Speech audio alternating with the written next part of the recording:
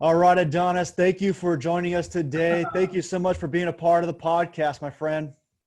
Hey, listen, Ryan, thank you for inviting me to be a part of this. I'm excited, man. Love what you're doing. Been keeping up with you, man. You are rocking it. So I feel honored to be a part of this podcast today.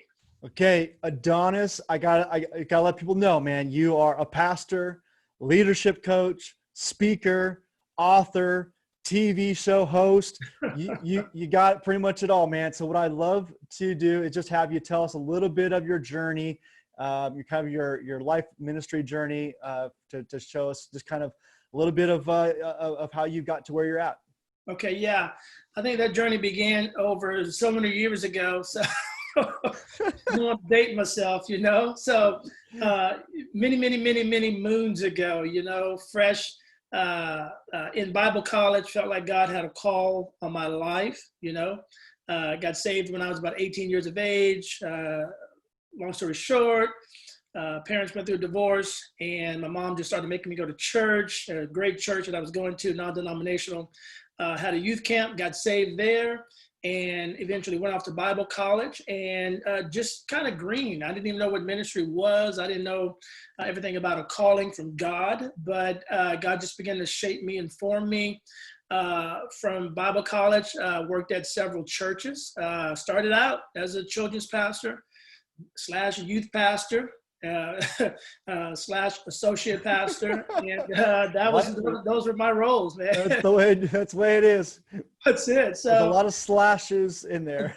exactly, a lot of slashes, a lot of hats, you know, and but just developed a passion to help people, you know, no matter what my title was, what my position was, just had that desire, passion to help people move forward in life, you know. And then I guess the last 10 years of my journey, I was here in Nashville, working as a senior associate pastor at a thriving church in the Nashville, Tennessee area. And towards the end of that journey, God just began to put a nudge in my spirit, my heart, and just kind of knew it was time to move forward and step into the next thing that God had in store for me. So that was one of those journeys of faith that I believe everybody takes along their life's journey at one point or another. But there was that step of faith. Hey, God, I don't know what you're calling me to, but I'm going to step out in faith and believe you're going to show me as I start the process.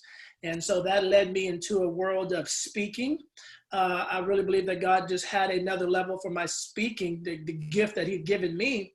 And I think it began to flourish when I stepped into faith, stepped into the calling of God calling me to leave and, you know, trust him. And so that began to grow. And so I find myself now, you know, a couple books later, I'm an author, speaker. We developed a TV program. I felt like that was another level or another platform that God was calling me to start putting the message just in a television program. So we really had fun doing that. We're getting ready to gear up to hopefully do another season of those TV shows to move forward. And then, you know, my speaking took me into the business world as well. So I speak to a lot of business schools, colleges, staff, just helping people develop themselves, take that next step, help people with, hey, let's go back and get that dream off the shelf. Let's see what we can do to take some practical steps to start moving you forward to the next thing that's a part of your journey. So I spend my time, of course, right now doing a lot of video content, doing a lot of virtual content, but it's still inspiring. I believe that's my number one passion. I want to inspire people to become all that they're supposed to be. That's great. That's great. So I want to talk about your book next. I got one of those too. Yeah, awesome. Looking good, right? So your book next, what to do when you know there's something more. And Adonis, I don't know if this book has ever been more needed, more timely than in the midst of 2020 COVID season, right? I mean, there is just a lot of people that are believing for what is next, right? Absolutely. And I don't know if when you're talking to people, it's not just even what's my next role transitioning, but even companies, churches, ministry leaders are saying, what is next for our ministry? It's not just job transition, but what does it look like coming out of COVID? What is that next? So I'd love for you just to give us kind of a high level kind of overview of the book, and then we'll dive into some specifics. Absolutely, absolutely. And yeah, when I wrote the book, I wanted it to be timeless, because we all hit those moments in life, no matter who we are, where we are, that we feel like there's a next step for us to take. And I definitely agree. In the midst of 2020 with COVID, a lot of people, businesses, ministries, leaders that are, okay, what is next for my organization? And so when I wrote the book, it was really for that individual person, no matter what life you come from, no matter what stage of life you're in. But I believe everybody has a dream. And I wanted to inspire people to go back, get that dream off the shelf, open it up, and let's develop a plan that you can begin to take some next steps and track your progress as you get closer to that dream or that goal in life. And a lot of it had to do with letting go of some past failures, some past mistakes, letting go of what did not happen, so that you can move forward, develop the right mindset. So I wanted anybody to be able to open this book and read it. I wanted to create a practical resource, because I believe, especially if you're a Christian, yes, we have faith in God, and I have faith in God, but I still had to take the next step. That was a physical action that I had to do. So I wanted to inspire people. Hey, listen, yes, it can be a God-given dream, a God-given passion, or an assignment, but you still have to do the work. Meaning you got to get up Monday morning, you got to get dressed, and you got to put one foot in front of the other and go after that and make it happen. And so I wanted to encourage people that way. And it's surprisingly enough, a lot of people that have read the book, they're like, Ryan, they're like Adonis, man, this is right where I am right now today. Thank you so much. And so I wanted to just once again encourage people to live out their dreams, but take those next steps. And I believe right now, a lot of people, like you said, they're wondering, what is next for me? What is next for my family? What's next for this organization? What's next for our country? And so I think it opens up a lot of great discussion as we can help people prepare for what's next and still believe that something is great in their future. Yeah. So what, as you're having those discussions, what do you feel like some of those questions that you'd suggest people having as they think about what is next? What are those questions? What are those conversations that you would suggest for organizations, churches to be having around what is next? Yeah, I think with that, I think it's coming together collectively, because everybody, Ryan, no matter if you're part of a team, especially part of a church team, organization, everybody has a different perspective of what's going on in their world, in the current world. And I believe it's having those meetings where everybody can have a voice to speak into that. Say, hey, this is how I feel. This is, these are some of the apprehensions I have. These are some of the fears that I have, because, believe it or not, a lot of people do have fears in this season. It doesn't mean fear that is driving them to become a hermit in their home, but fear of the uncertainty, the unknown, like what is out there. So I think it's really important to, from some of those initial questions need to be, how are you feeling right now as an individual? But do that collectively as a team. How do you see things going right now? Where do you feel like as an organization, what are some changes that you could possibly see us making as we continue to walk out 2020 and still be effective with the ministry that God's called us to, or still be effective with the organization that we're in? I think you have to allow those individuals to speak from their heart, to speak from their mind, to speak from their perspective, and to not be critical of any fears that anybody on your team may have, but to be ready to, okay, let's walk that out together.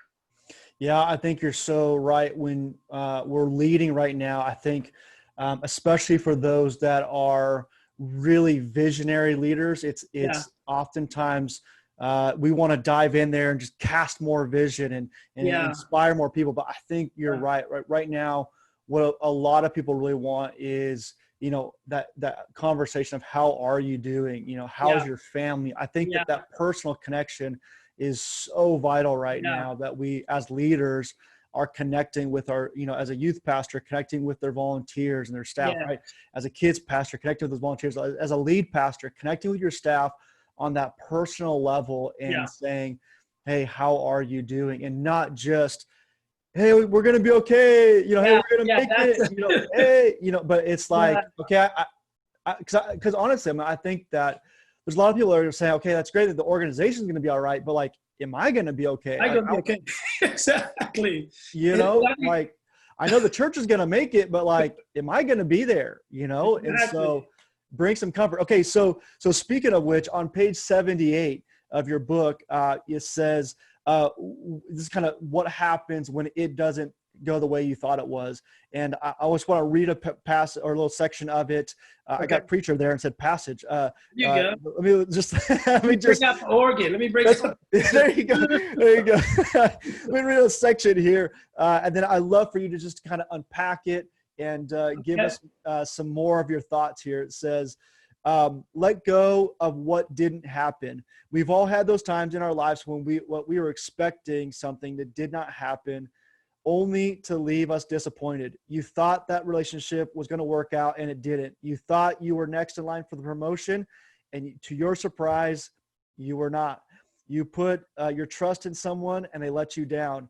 You thought the door of opportunity was opening for you, and then all of a sudden, for reasons outside of your control, it closed. And I'm sure, Adonis, if you were to rewrite this book, you'd put 2020 COVID, and that's all you need to say. That's all I need to say. COVID hit. That's right. And then it ends with this: your reaction to a closed door of opportunity can either propel you into your future or enslave you to your present.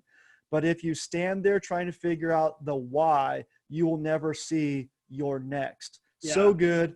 We'd love to hear you just kind of unpack that a little bit for us.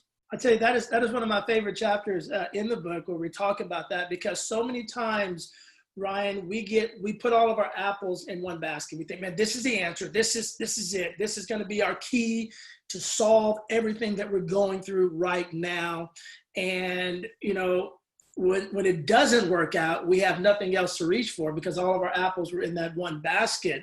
And that can be very detrimental to your spirit, to your passion. It can literally take the wind out of you when you have all your hopes in one thing and it just doesn't work out. It doesn't mean it's not going to work out. It just didn't work out the way you thought it was going to work out. So that's one of the things I always tell people. You got to keep in your mind, especially if you're doing this faith walk and this journey with God. You've got to know that He's got your back and He's got you covered, and you've just got to rest and trust that, okay, I thought this door was going to open. It did not. But you know what? A lot of people, Ryan, they stand at a closed door and they argue with it. Oh, why didn't you open up for me? Why didn't you come through for me? Okay. Why did you open up for somebody else and not me? Okay. Now if you were to see me standing in front of a closed door, talking to that door, you were like, man, something's wrong with him. Like he's something's wrong with that boy. But that's what we do when an opportunity shuts down, and we can get so disgruntled, so disheartened, but we forget that God has our back. You know, long story short, many years ago, you know, I was in ministry, and I remember taking a step of faith. I really felt like God was calling me to go into full-time evangelism. I had that in my heart, my spirit. I was introduced to a pastor through my good friend. He knew him, so he introduced us. And the pastor was like, "Hey, Adonis, man, I hear you want to travel and speak." And he said, "Let me listen to some of your cassette tapes." Now, I just dated myself right there. Okay? Now, for those that don't know, what's cassette tape? Exactly. So I gave him about 3 or 4 of my cassette tapes with me preaching, and he was like, "Man, I listened to him. You're awesome." He goes, "I'm gonna share these with my pastor friends." He goes, "I'm gonna have you preaching around the country like that." Dude, I put every apple in that basket. I'm like, this is it. This is God, this is you. And when he left, I never heard from him again, right? Never got an email, a phone call back, never nothing, dude. Nada. I'm like, you must have lost your pager number. Yeah, exactly. And it was like probably 10 years later. This was after I got married, and I think we had one child already by then. I'm not sure, but definitely after I got married, we were at a pastor's conference somewhere, and I'm walking with my wife in the foyer of the church, you know, hundreds of pastors that are there, and I see him coming towards me. And my first reaction was, I'm going to go up and get this guy. This is like 10 years later. I'm going to go up and like say something just obnoxious, like, hey, sure missed that phone call, you know. But I didn't. As I'm walking towards him, and I introduced him to my wife, and we talked for, you know, just a little bit, and we went our separate ways. It's like God spoke to me and said, now, you know, if he would have came through for you, you wouldn't be where you are today. You wouldn't be, chances are your life would have went on a different journey. You wouldn't be married to your wife today, you know? And so that's how you have to look at that. When something doesn't work out, don't stand there and try to figure it out, okay? Because we have 1,000 questions. Why? No, stay the journey, stay the course, keep walking, keep following God's leading, and pretty soon God will always answer your why. It may be years later, but I guarantee you, stick with God, you'll be able to look back and say, that's why that door stayed shut. That's why that did not happen. That's why that person didn't come through for me, okay? But you got to trust in God and know that he's got your back through all of this. Yeah. So in those times when the door shuts, right?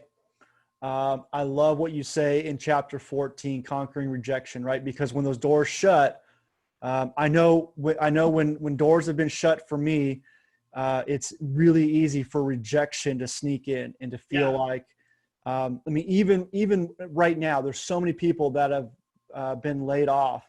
Their job has been downsized, and it's because of financial pressures and financial, loss. And so it really doesn't have to do with them, but there's still this tendency to say, what, right? They could have, right? And so rejection. And what I love what you say here, it says, never expect rejection and always expect the best. Yeah. Unpack that for us. I think with that, you know, sometimes in our mind, we can develop this negative mindset because of past experiences where things not working out. And I agree. A lot of times we take it upon ourselves and we're like, okay, it's something wrong with me. And 9 times out of 10, it's something that's outside of your control, but we still take that upon ourselves. And we develop that negative mindset that says, yeah, you know what? Yeah, I'm going to fill out the job application, but I'm probably not going to get it because, you know, didn't get it last time. Or, you know what? Yeah, man, this opportunity seems good, but I know sooner or later, something's the bottom's going to drop out and it's going to be another crash and burn moment.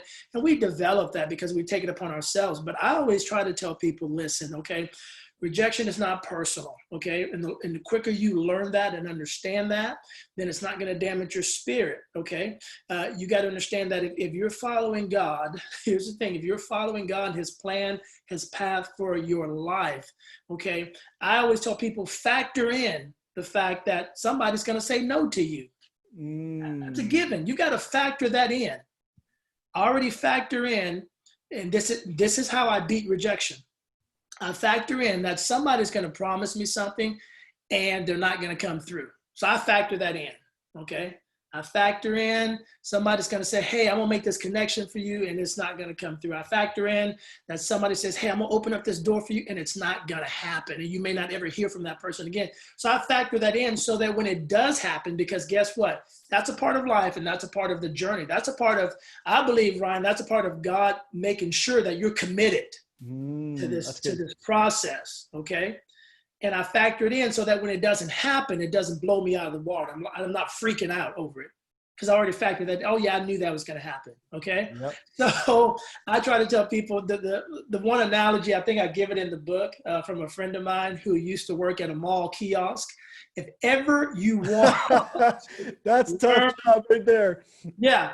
If ever you want to learn how to get through rejection, just go get a job at a mall kiosk. And I guarantee you, you will learn not to take it personal. People go way far away from you. Exactly. Because the moment you hold up that product, say, hey, can you, people just go, they're going to shy away. And that's okay. Okay. Because there's going to be somebody that steps up if you stay the course. Guess what? Everybody at the mall kiosk, guess what? They do make the sale eventually, okay? But they stay the course, okay? They got to go home every night, wake up in the morning and do it all over again. And you think about that. What happens if they take all that as a personal rejection, okay, then that just is gonna limit the way they actually present themselves in a positive way when that one person does step up in their arena and wants to know more about that product. Okay. So don't take it personal. Understand it's going to happen. Okay. It's out of your control. And if it's out of your control, then you can't do anything to fix it. Don't take it personal, kick it out so that you can keep moving forward. Yeah. I was reading a book and they talked about that. When you start looking at having a long perspective, as opposed to a short perspective, that when you have a long perspective, every no is getting you one step closer to the yes, right? Absolutely. So like going back to that, cart kiosk thing is that this guy was talking about that. He started figuring out that for every, it took him 20 no's to get a yes, right? Yep. And so what he was saying is now every time he was able to change his perspective to say, every time someone says no to me, I'm one closer to my yes. One step closer, man. That's a paradigm shift. That's a mindset shift. And that keeps you in a positive attitude. It keeps you ready for your moment of opportunity. That's the thing, because opportunity is coming. It's going to open up. But you've got to be in the right mindset to seize that moment of opportunity. Yeah, and I love what you said, to not let that one allow you to come into the next one injured and bruised, and so you're not even prepared for the next one, that you got to bounce back and be ready for that next opportunity. Exactly. So, okay, so how do you balance that tension? And maybe we just answered it, but how do you balance that tension of not expecting rejection, right, but being prepared for it to happen, right? Like how do you kind of balance that? I think with that is just you got to develop a mind strategy in advance, okay? And then you can always go back to your strategy that keeps you focused. Okay, if your strategy once again is, okay, I know things are not going to work out the way I thought they were going to work out, okay? Go back and revisit that strategy, because, we're human. At the end of the day, Ryan, you and I, everybody who's watching this podcast, we are human beings. We are filled with emotions, okay? And the way I balance that is you got to have that focal point. You got to go back and focus on that strategy that you had in mind, okay? And go back and revisit the why. Why are you going after this plan or this dream or this goal? And that's going to help you, because guess what? You will be tempted to have those overwhelming feelings to, woe is me, I'm not going to make it. No. Go back to the strategy. Whatever you've written out, that's going to be the thing that brings you back in focus, okay? And then, let's get back to the whole no pain, no gain, okay? That's a practical part of it as well, okay, guys? And just because your emotions, you may get a rejection, somebody tells you no, and it may hit you a little bit, okay? But the moment you go back to that plan of action, okay, you can understand. That's when you understand these are my emotions, but I don't have to be controlled by my emotions, okay? I'm going to be controlled by the vision that I've written down, this plan of action that I have for my life. This is going to keep me focused and moving forward through the midst of any type of rejection that can come my way. I'm telling you, that is so important, so key, because every single day of your life, there's going to be an opportunity for you to face rejection. So have a game plan in advance on how to deal with that. And it's going to help you with your journey along the way. Yeah, I think people really struggle when they feel like they're going to make it all the way through life without any bumps or any bruises, right? You're setting yourself up for major letdown. Absolutely. You are, man. When you think, I tell people this, when I'm teaching a class or something, and I'm telling people, write down on a piece of paper, letter A and then B. You want to go from A to B. Now, if A is where you are and B is where you want to go, draw a roadmap to get you there. And they usually go from A to B with a straight line. But you and I both know, Ryan, that line's all over the place, man. It's all over the place. And there's circles. And sometimes you find yourself going backwards, but then it's going to propel you forward at some point. There's circles. There's, like I said, going backwards. You're going on pause for a while. You know what I mean? You gotta stop and go to the bathroom, man. Exactly.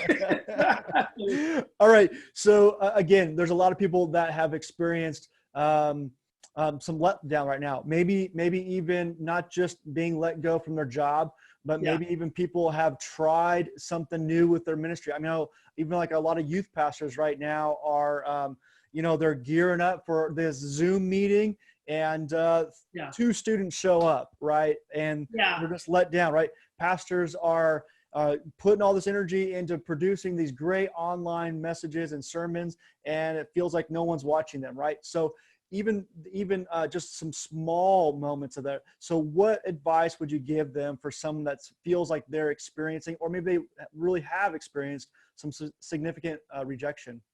I think with that, it's still, I go back to the mindset and expectations. That is so key, because sometimes, Ryan, we set our expectations based upon what we see. Okay, let me be real. When COVID hit, I can imagine a lot of pastors who maybe hadn't even put a lot of thought into anything online, but they're taking their cues from other ministries that are doing something online, and they're looking at their videos, and they've got, hundreds of thousands of views. Don't let that be your expectation, okay? Because a lot of times we set our own selves up for a failed moment because we set our expectations way up here, okay? Yeah. Don't ever base your expectations based on what you've seen online or somebody else do, okay? This is where I go back to the beginning of our conversation. Have that collaboration. If you're a pastor, leader, youth pastor, children's worker in your team, have that collaboration, because I believe that will allow you guys to set some realistic expectations. And I believe that's a key word for somebody. Realistic expectations on how many people you want to reach. Okay, look at the size of your current. But Adonis, there's 1 billion people on YouTube. Why aren't they all watching my sermon? And that's the key. It's like expectations. Do you want them to watch all your sermons? Or what is your expectation? Is it, I'm going to preach the gospel because that's what God's called me to do. I'm not going to put a number on how many people that are viewing this that determines the success of it. Okay, we can't get caught up in that trap of, okay, 100 people viewed this, okay, so it's not successful. No, what if you changed 100 lives right then and there? Okay, that's the way you've got to look at this. Okay, if 10 people view it, guess what? By the process of multiplication, that's 10 people who you've impacted. Okay. Those 10 people, you have no idea how many people they're going to go out and impact, okay? Right. But for some reason, we always start way up here, okay? So set those realistic expectations. Don't ever judge what you're doing based on the world standards or a video going viral, because it doesn't take much, Ron, I look at YouTube today. People don't look at, they're not looking for solid content for something to go viral, okay?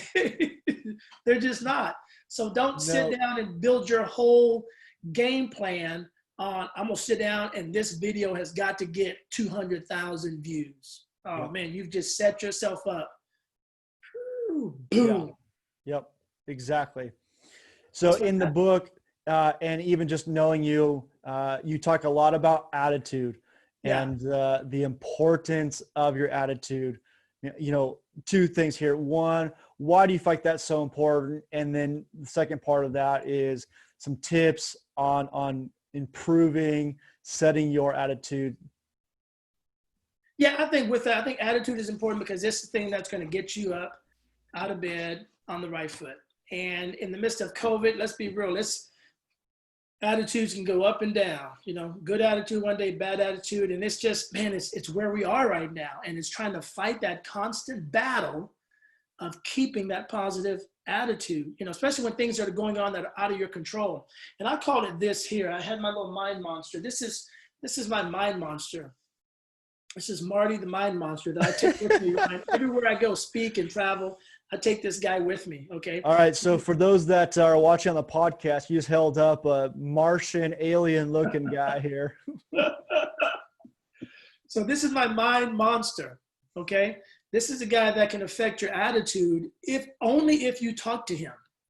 So all kind of thoughts begin to run through our minds in the midst of uncertain times, such as COVID, okay? well, I've lost my job. Am I going to get another job? Or, what next? What if they shut down again? What if this happens? What if that happens? And man, if we sit here and listen to this guy, and we open up our mind to all these thoughts and have a conversation, it's gonna continue to tank our attitude. Okay.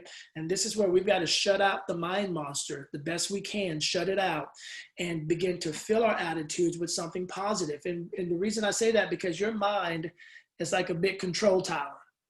Whatever happens in your mind, it affects the rest of your body. Okay.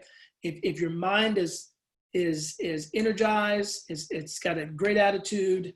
The old cliche, the old quote, attitude determines altitude. If your mindset is positive, then your body will follow along with that. You'll be ready to get up and face every day with a new expectation for the opportunities that await for you. Okay. But if your mindset has been affected by the mind monsters that you allow to sit on your shoulder, or negative talk from other people, then it's going to be that much harder to get your body going to face each day. And so positive attitude, I think, is key for the times that we're in right now. And I think there's all kind of ways you can refresh this attitude. One of the things that I do, you can give the Christian answer. Definitely, you want to stay close to God. You want to continue to spend some time in prayer. You want to continue to put the word of God in your mind. But what can you do from a practical step? And I tell people, you know what? Watch something on TV that's going to make you laugh.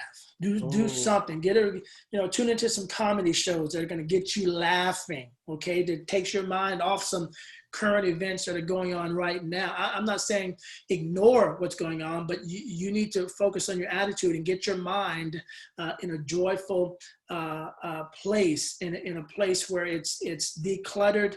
And so my go-to is I make sure I watch something that makes me laugh.